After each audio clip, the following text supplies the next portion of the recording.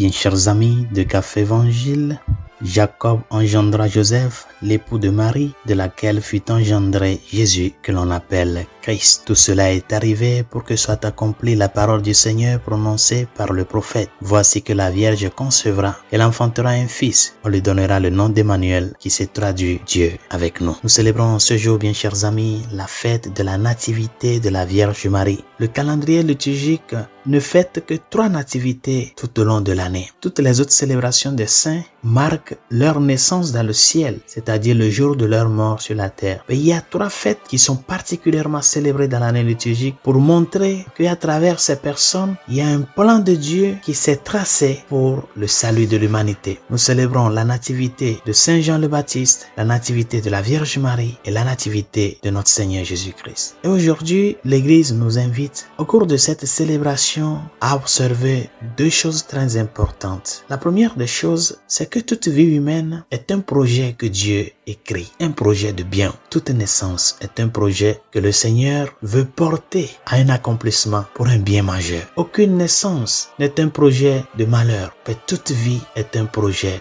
de bonheur. La Vierge Marie, de par sa naissance, nous montre que le Seigneur veut faire de la vie de tout un chacun de nous une étincelle de lumière pour parvenir à d'autres. Mais pour que ce plan de Dieu puisse parvenir à son achèvement, l'homme doit collaborer avec Dieu. L'homme doit s'ouvrir à Dieu et laisser Dieu continuer de parachever ce projet-là jusqu'à son achèvement en lui, par lui et en lui. C'est ce que la Vierge Marie nous montre. Elle ne s'est jamais opposée à aucun moment à cette volonté, à ce projet divin que le Seigneur avait sur elle. Voici la servante du Seigneur, qu'il me soit faite selon ta parole. Toute vie humaine, chers amis, est un projet de bonheur que Dieu veut écrire, non pas seulement lui, mais il veut l'écrire avec toi. Un projet de collaboration. La deuxième des choses que nous rappelle la nativité de la Vierge Marie, c'est que le Dieu qui est venu nous sauver, c'est le Dieu de la vie. C'est le Dieu qui vient donner la vie. Il est né pour faire ressusciter ce qui est mort, pour relever ce qui est tombé, pour donner une lueur d'espoir à celui qui est découragé. Toute l'histoire du salut, c'était cela.